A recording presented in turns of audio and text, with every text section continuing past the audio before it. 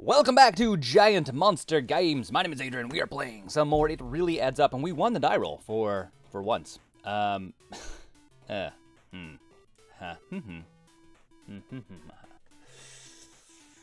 really bad opener. I think we're gonna mulligan. I think we mulligan. This is just slightly better. We'll keep it, even though it's not amazing. This can definitely go on top. Put on top of library. And I think we just run out the plains and then run it to our opponent's turn. Not the most amazing opening hands. It's one of those things where you kind of need... There's some decks out there that you can keep a one-lander and it's fine. This deck is not one of them. It definitely needs 2 lands, and usually... Oh, we're playing against Bogles! That's a thing. Well, indeed. I think we go for the Soul Warden. Bogles. I haven't played Bogles against this deck yet. Actually, I haven't played against much Bogles. I mean, for the fact that Bogles has made a resurgence, I haven't played against it a lot lately. I've played it a bunch, but I haven't played against it. It's a weird Bogles.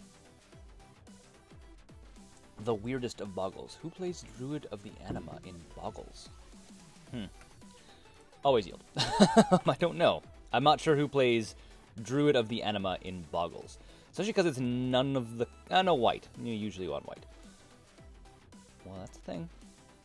That's the thing. He's obviously not going to attack in with Bogles. Slippery Bogles. By the way, if you don't know what this deck is, it's a deck called Aura Hexproof, also known as Bogles, named after this card here. And it's basically aiming to put a bunch of enchantments and other stuff on this creature specifically because this creature is hexproof and you can't target it. So you put in a bunch of stuff and there's a trample and indestructible and whatever, attack and action. I don't think there's anything indestructible. But yeah, you make it big and scary so then your opponent can't deal with it. So that's the plan. That is the plan. Well, we're going to play Ajani's Pridemate. We'll get in some scary stuff here. Obviously, we don't have anything to make our Voracious Wurm really amazing, so we're not going to play it anytime soon. Voracious Wurm is really good. Opponent's seeing... opponent has never seen this combo. Opponent just was like, hey, nice combo. I don't think he's ever seen the, Soul Sisters. So this is like...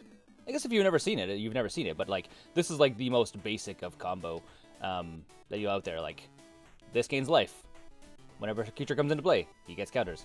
So your Ajani's Pridemate gets a ton of value. If you never seen it, you never seen it. Alright. See, what is this guy doing? Maybe he's trying to get, some crazy, spell off. Maybe so it's, mana ramp, trying to put in, make this guy, +11 to +11 or something. I'm just theorizing what it could be. Or we could just be playing against someone that's just playing some cool homebrew that they have of cards they have. This should always be... Hold on. I want to stop yielding to this. How do I stop... Oh, no, I'm yielding because I'm passing turn. So this guy's what? Tap an untapped creature you control. Create a 1/1 green supporting creature token. Ooh, Chaplain's Blessing. But we don't have the mana for it. Sad day for me. Oh, well. Hopefully we'll draw into a land next turn. And then we can do Chaplain's Blessing, flipping Lone Rider, and playing Voracious Wurm for a bunch of mana. This is the plan. This needs to always be yes. And this always yield. I do not need to keep stopping for that. In the meantime, we are the aggro deck now. Because our opponent's playing something weird.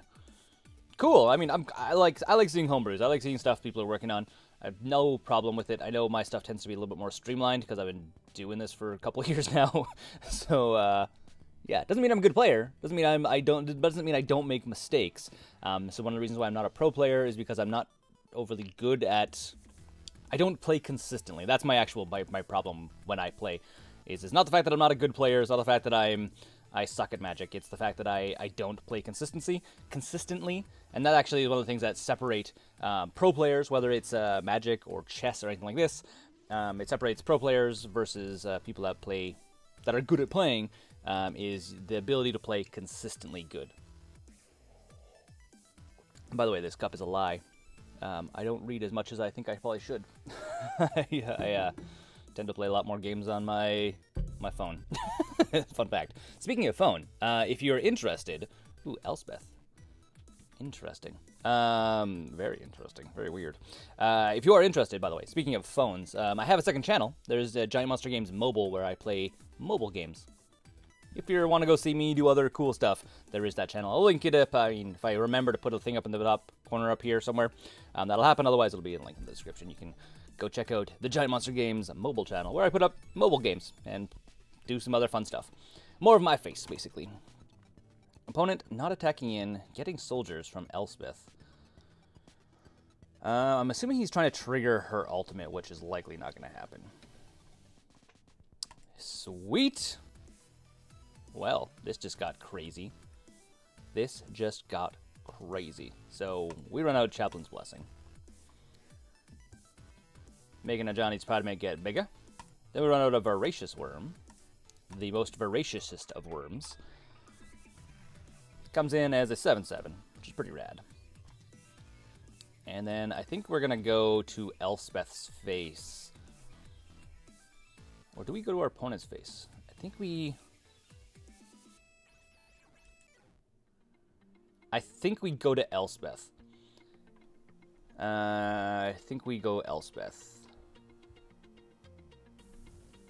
I mean, either way, he's probably going to block.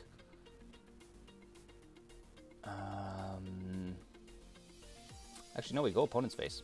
We go to the opponent. I mean, it needs to be 8, so he has like 3 turns before he can ever even access activate the ability, the like ultimate. So we just go to our opponent's face. So he's gonna just chump block, which is fine because next turn we're gonna swing in with a 4/4 and a 7/7. So yeah, that's exciting. That's very exciting for me. So yeah. Okay. Interested in see what our opponent's playing. I feel like... I guess I'm not really sure. So one of the things when you're building a deck... So this actually, maybe I'll take this video. This video will be... sure, I'm playing the deck, but we're going to talk about just general deck building and things that I personally recommend. Because our opponent is playing like 5-color crazy stuff right now. When you're building a deck, when you're building a Magic deck, you need to kind of have a game plan. What is this? The beginning of your upkeep, choose target opponent. That turn, that player cannot cast spells or activate abilities and plays with their hand revealed. You may play cards from that player's hand this turn. Okay, that's a fun card. How can we break that? I want to make this card broken one day. Note to self. Someone write this card down. Someone write it in the comments right now. Everyone write this card's name in the comments to remind me to try and build a deck around how to break this card. That's what I want to do right now. Because this is basically mind control without actually mind controlling. So I still get attack in. I still get to be like, hey, well, here's all my creatures coming at your face. But our opponent gets to play these cards, which he's not going to be able to. So hopefully we draw a land. Oh, I can't play spells. Hold on. At the beginning of your upkeep, target player. So it prevents me from playing cards on his turn, which is a thing. Okay, well, let's play Angelic Accord. Because we want to get some angels. We want to get the angels, everybody. And then we're going to go opponent's face. It's going to be opponent's face. But yeah, what was I saying? I was talking about... all you, and you there. I was talking about when you're building a deck, no matter what deck you are building. So if you're homebrewing at home, this is what this video is going to be about from here on, hopefully, if I remember to keep talking. If I keep digressing, it's going to be the running subject. When you are building a deck, you need to have synergy of that deck in mind. It's what you need to do. You can't... Just putting in cards that seem value or seem like, oh, this is a really fun card or this is a really fun card. You need to really have an idea of why you're putting cards in the deck. And I guess we just go to our opponent's turn. Yeah, so you need to have a reason why. Usually, the most common way that I personally think about building decks is I find 2 or 3 or 4 cards that work well together. Perfect example being Soul Warden and the Ajani's Pridemate. I mean, this is actually really good for him. He's going to draw 3 cards. That said, we're getting 4/4 flyers, which is a fun trade-off for me. But yeah, this is like the easiest and most example where like Ajani's Pridemate and Soul Warden. So whenever a creature comes into play, he gets counters, and it's easy to grow this guy really fast, right? He's a 13/13 already, which is which is really funny, especially because he keeps making tokens, which I think is hilarious. So I mean, that's a perfect example. Then you can put in other stuff, and this is where you start saying, well, what else works with these 2 cards? I mean, again, playing If That Rides as 1, it's a lifelink creature. Why not? I mean, this seems like it works quite well. Or, I mean, in this case here as well, I mean, we have other cards that are taking advantage of life, so why not put those cards? So you shouldn't just have cards that seem like this is good or that's good, or the card alone seems good. It's not the way you should go about playing. I mean, that's fine. It's not how you should go about playing or building your decks. I mean, obviously there are. I put a little asterisk beside it because there are decks that are literally just value decks. The whole deck is just made up of value cards that are just aiming to value your opponent to death. I mean, there's a couple Jund decks where that's really all it is. Jund is the like traditional Jund decks. Hey, finally Hinora, that are just aiming to have value. They're not really doing anything crazy. Hey, it's flying now. That's fun. Yeah, so they're not really aiming to do anything super crazy. They're just getting a ton of value. Where most decks, that's not the case. I mean, you look at this deck, you look at almost every single deck on the channel, there are cards that are interacting with each other, and you need to kind of be finding those cards, like what 2 cards work together. A forest, well, might as well play the forest. And I think we just go to combat and swing with everything except for the Soul Warden again. I think we're just going to slowly value our opponent out. Because again, he doesn't have enough stuff. Attack all creatures except for Soul Warden. I would like to keep my life-linking creature. Something we could do, because I have a hunch that our opponent... We may actually put Feldar Sovereign in the sideboard. I think we will, because their opponent's deck seems like it's a token go wide deck. Ooh.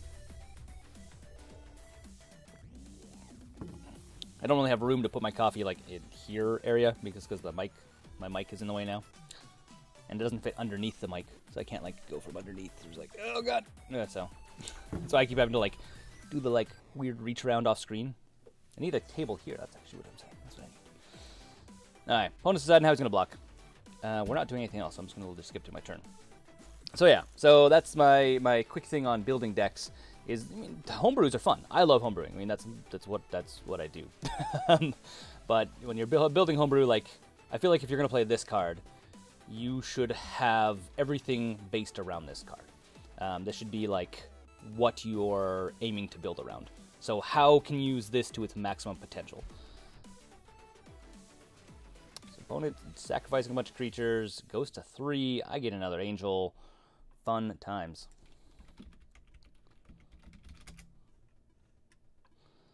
So opponent's going to take control of us, but we have no cards in hand anymore, so yeah. Oop. There you go, opponent. There you go. So opponent takes control of us, gets to play with our hand, gets to play cards out of our hand, but doesn't really get to play cards out of our hand. I mean, if I was my opponent, what would I do? What would I recommend? Well, for starters, I would probably cut green, I think. I would probably go Esper colors, like Esper Bogles, because there's a lot of really good stuff in white and blue. Not a ton of stuff, actually. There's more good stuff in white and black for Bogles. Mind you, some of the really key parts for Bogles are in green. Yeah, I don't know. I'm not sure. I don't know. I'm not sure how I feel about it. I'm not sure how I feel about it. Next turn, our opponent can activate Elspeth, which means artifact, creatures, and enchantments. Everything gets indestructible. Oh, opponent's calling it. Good game. Okay. See if our opponent wants to go to sideboard and actually keep playing, or if our opponent wants to drop the game. We'll see. I mean, it happens. It regularly happens. Coffee is finished. You won't see me keep picking up the mug again and again. Okay. The big problem for our opponent is we have 2 flyers, and he only has a single flyer. Okay. Your opponent's gonna let us finish it off. Okay, well, that's cool. Well, let's just go all combat. Everything attack. Attack all. To our opponent's face. I mean, the Elspeth is fun, but I don't think this Elspeth is actually worth playing. I don't think it's quite worth playing. It seems a little bit, it's just a little bit too slow, in my opinion. It's not, I mean, it's not terrible, but it's a little bit slow. I'm sure this deck in, like, against more of a casual kind of setting would be fine. What is their opponent doing? He's going to terminate one of the angels, but still the other angel still gets in, I think. I mean, if our opponent survives this, I'm going to be very impressed. Oh, he might. Oh, he could survive it. He can survive it. He loses almost his entire board, but he will survive it.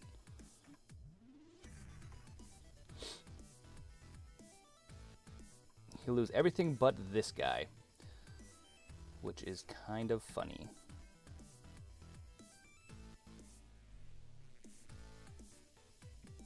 Why this way? Oh, he had to block with something bigger because it has trample. Good call, good catch on our opponent, reading the card. Something I've definitely lost games for not fully reading a card. So yeah. So he takes a damage, we gain 4 life, we get an angel. We're going to play Essence Warden. And then we're going to ship it to our opponent's turn. Because we don't want him playing Essence Warden. We want to play Essence Warden. Okay, well, our Ajani's Pridemate is officially a 2020. Which doesn't often happen, but when it does happen, pretty fun. Pretty fun indeed. Okay. Opponent apparently out of gasoline. So let's play Survival Cash. See if we draw into anything fun. We're going to play Felidar Sovereign, by the way, next turn. We'll play that, and then we'll go to combat attack with everything. It's kind of fun when your opponent actually lets you actually play it out. It's kind of fun. Mind you, I'm a big proponent of just like, no, not going to work, scoop it up. Scoop it up. Okay. Go to sideboard. Okay. Well, let's try for a Felidar Sovereign win. Let's grab Nature's Claims, because we can destroy his enchantment things. Well of Lost Dreams, one of those guys can come out. Angelic Accords seem fun. Survival Caches, you guys can come out too, you. And do I need anything else? I mean, obviously we can put in Oblivion Rings and stuff to deal with things, but our opponent's deck is pretty budgety. We're pretty, like, homebrewy, so we're gonna be a little bit nicer. We're gonna be nicer. We're gonna play Magic as though I'm playing at the kitchen table. We're not gonna do some hardcore. We're gonna actually, my 100% objective is to win with Felidar Sovereign. And say good luck to our opponent. And I mean, this is a really good opener, but I think we're going to try again. We're going to go for the Felidar Sovereign, so we don't see it. So let's mulligan at least once. Hey, yeah, that's what we're keeping it. There's nothing else in the hand. We're going to keep it. We're going for the Felidar Sovereign win. If we can't get it, then we can't get it. But we're trying for it. If we lose this match because we're going for it, we're going to go to Game 3 and try for the Felidar Sovereign win again. Oh, you have to go on top. Yeah, we need that. We need you to gain us life. We need to get to 40. By the way, for anyone that doesn't know what Felidar Sovereign does, it is a Vigilance lifelink, and at the beginning of your upkeep, if you have 40 or more life, you win the game. So we're aiming to win the game by this, with this. Which means we should have put in Blossoming Defense, because you can always terminate it. Well, maybe that's what we'll do. We'll put in Blossoming Defense.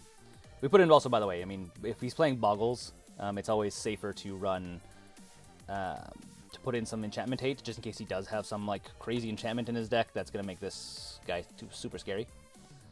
Super scary. Not just regular scary, super scary. Okay. Opponent playing a Tri-land. Kind of slow. I'm always on the fence about playing these in my decks. I'm like, I could play it. Well, that's not going to happen. Good luck. I'm always on the fence about playing these cards. Oh, Chaplain's Blessing. Ooh, that's always super fun. Well, let's play this guy. Play our Lone Rider. Swinging at our opponent's face for 1. And we're going to flip this guy end of next turn, which is going to start getting us some serious life gain action. Okay, here we go. We're going to need a lot of land. There's a 6-drop. Just have to keep drawing into land here. So yeah. But yeah, as I was saying though, I'm always on the fence about playing the tri-lands. Just because they come into play tapped, and I never want to play lands that come into play tapped. Just because it's more often than not going to screw you over than it will help you. So, flying, hexproof, and vigilance is a thing that our Bogles player has now, which is annoying, but should be okay. I think it's gonna be okay. We're not worried about dying to this right now. I'm worried about not getting a win with Felder Sovereign. Playing Magic like a professional, guys. Well, at least we got more land. We may as well go for... Well, we can't swing at this guy. So we're going to have to go with Chaplain's Blessing, flip this guy, go to next turn. I think that's what it is going to be. Shift our opponent's turn. And we're a few turns away from getting this guy out, which will swing through this thing. So we now have our 4/4 first strike lifelink trample, which is very good. Very good. Opponent playing something big? As soon as it's 3 different colors, usually it's pretty big. It's an actual enchantment. Enchantment creature gets +1/+1 for each creature you control. He only owns 1, so it's a 4/4. We're still first strike though, so we do damage first. So he probably swing in again. Which is fine. Which is fine. Okay. Need life gain action.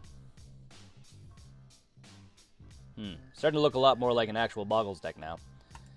So, let's go to combat.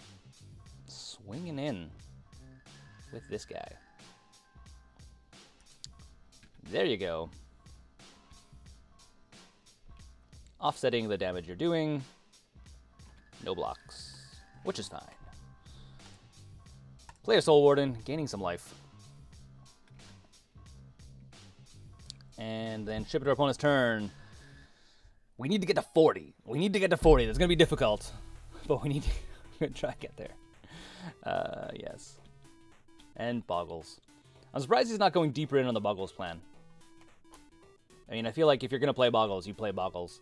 And you play the other Bogles creatures. Because there's, what is it, Ledgewalker.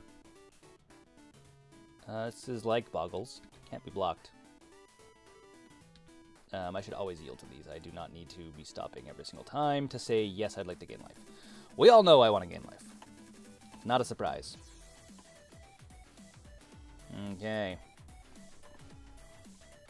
So, I mean, I don't know. This guy, I don't think is any good.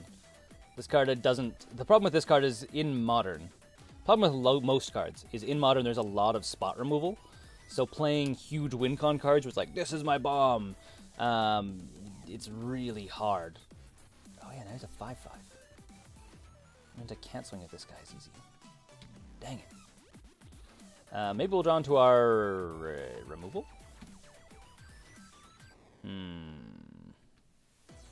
We need to get rid of that enchantment. Lone Rider. 5, 1 away from that. So we're going to play the Lone Rider, which doesn't flip yet.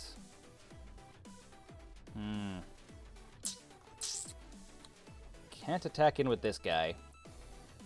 If we do, we lose it. He kills it with Bogles. So I think we need to hold on. Maybe Bogles is the actual problem here. Maybe putting in the O-rings is what we need to do. We'll consider. We'll consider in your next turn. We put in 2 enchantment removals, which is really nice. Hey, what is this? Creatures you control gain indestructible until end of turn. That's fun. I mean, I feel like this is a better... kind of a better card, sort of. Yes, nothing from me. Okay. Ay.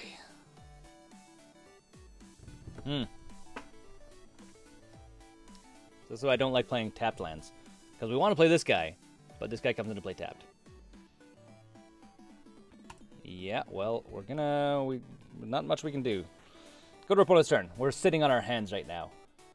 Sitting on our hands right now. The other thing we could draw into as well, we have a bunch of cards we could draw into. The other one is Blessed Alliance. Blessed Alliance would help us out right now. We're skipping through our opponent's turn. I'm surprised he's not attacking with this guy as well. Can't be blocked, just make the clock a little bit faster. Life goes on. That's fun. Well, let's play Feldar Sovereign. Let's get it out there, get it into play.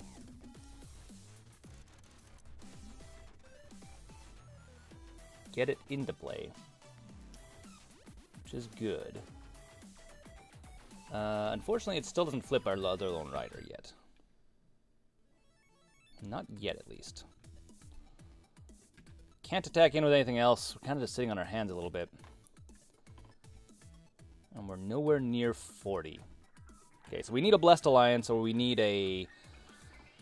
Yeah, we need a Blessed Alliance, or we need the Nature's Claim. We need one of the two. Because this clock is starting to get much faster. Well. Well is going to be a good card for us to play. Much better card for us to play. Now, I could just kind of go and... what do I do? I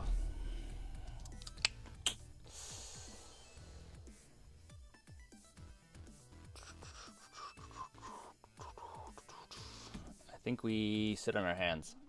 We sit. We sit once again. Just because I don't want to lose our creatures, right? Anything we swing in with, he'll block one of them with Bogles, which will kill it. We can't swing with our Feldar Sovereign because that's our aim to win. Don't want to lose these guys because they're the one thing stopping this guy from attacking. That helps us out a lot, actually. We're going to draw 2 cards. Drawing 2 cards. So, yep. Soul Warden, always fun. Yep. Chaplain's Blessing, sweet. Those are good. Those are both good. So we can play the Soul Warden, draw more cards, do more stuff. So he's swinging with a 7/7, which is not, which is scary, just legit scary. He should not have played this. He should have just kept swinging with this. Okay, our turn. Forest. Yes, we can play the Forest. We are going to play the Chaplain's Blessing. And we are going to play 1, 2... Do we pay 3? Or do I... Yeah, I think we play 3. Okay. There's our Blessed Alliance. That's what we were waiting for. Do I play anything else? Playing the Soul Warden seems like a pretty good idea, actually. So we're going to hold up Blessed Alliance, make him sack this guy, which will turn the tides for us. Slowly turn the tides. And we're not doing that. No. Hey. Go to our opponent's turn. Going to our opponent's turn, indeed. Not attacking with anything. Holding on. Just hanging out. Yes. And this guy finally flips, which is fun. Okay. If he attacks with both of these guys, we're in a bad spot. If he plays another enchantment, we're in a good spot. 7, 8, 9, 10. He can give this, make this guy a 10-10. But if he attacks alone with it, we're still not dead. If he attacks with both of them, what he might do is he might throw this guy +3/+3, and then attack with both of them, which technically is lethal. If our opponent was attacking both these guys each turn, we would have actually been in trouble.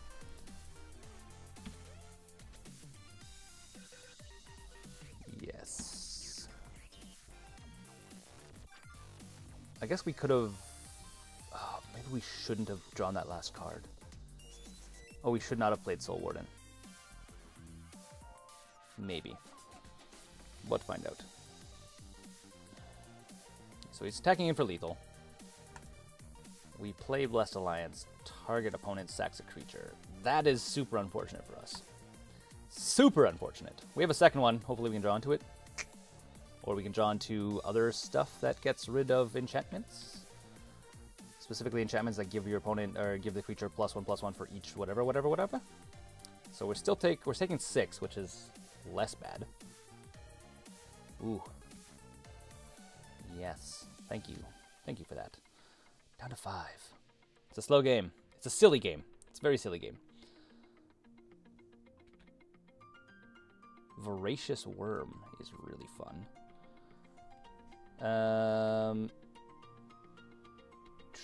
I could play Ajani's Pridemate. How do I do this? I can go Pridemate into Life Goes On into Voracious Wurm, which makes the worm come in as a 3, 4, 5, 6, 7. I guess 7/7, which would be good. I can also go to combat, swinging in with one of these two guys. So I think we go to combat and we swing at both of these guys. Yeah. Okay, this is where we're going. So we're swinging at both these guys. One of them is going to die, which is fine, but we're going to gain 8 life. So we're going to gain 8 life out of it no matter what, which is cool.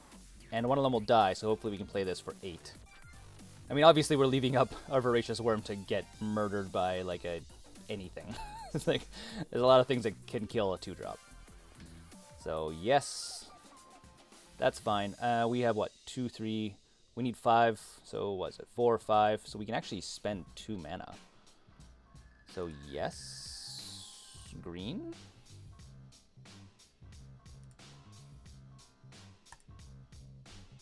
Sure. Oh, oh, it's confused because I chose 2 different colors of mana. And a couple planes, not really what we want. But we can play a planes, which is fun. So, we gained 8 life. We play Ajani's Pridemate. I'm not really sure why I tapped the Sunpetal Grove, to be honest. So he comes in, gets 3 counters. We could draw another card, technically. Do I need to draw a card?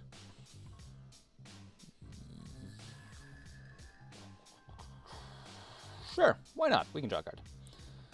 Okay. Just trying to think if we can afford to draw cards, and we can. This needs to be always yes, and always yield. So yes. Okay, and no. Whole bunch of just clicking. This combo on MTGO is a lot of clicking. So, Well of Lost Dreams, super awesome card if you can get into play and get it going. So if you're like up against another mid-range deck, it's pretty hilarious and awesome. Alright, so life goes on. So we gain 8 life, which is rad. Super rad.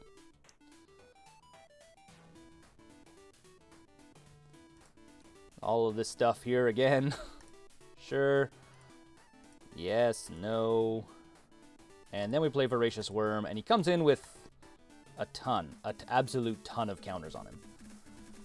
How many counters? Like 12, 15, 19 counters? He's at 21-21? Seems like magic to me. That's magic for you. 19-19 Voracious Wurm. And our Ajani's Pridemate is also at 8-8. No, 10-10. No, 9-9. So much clicking! Stop with all the clicking. So a 21-21 for 2 mana. That seems It seems fair. It seems like an honest game of Magic. Again, we're not aiming to kill our opponent with this. We're going for the Felder Sovereign win, which means we need to start gaining life from something or other. What I'll probably end up doing is I'll probably swing in with this guy, just so he has to block with stuff and start losing things. Oh, opponent's calling the GG. No, don't. Just let it play it out. Play it out. I'm not gonna kill him. Our opponent's saying GG. No. Okay. Well, we can't block. We can't block Silver Bogles. We'll take the damage from it, but we're going for the Felder Sovereign win. If our opponent keeps playing, we're going for it. I don't care. It doesn't matter. Doesn't matter. Gotta keep going. Oh, God. I wish you could choose what order always went on things first. This just shows you what the triggers are. Oh, God. So much clicking. But the thing is, I can't auto-yield to this thing either. Oh, and our opponent does scoop it up. No! Oh, well. It happens. Okay, until next time, my name's Adrian. This is Giant Monster Games. Thanks for watching, and don't forget to game like a giant monster. Thanks for watching the videos here on Giant Monster Games. If you want to support the channel directly, we now have a Patreon page which you can go and become part of the broader Giant Monster Games community. Additionally, if you want to see some other awesome videos, you can click right here or right here.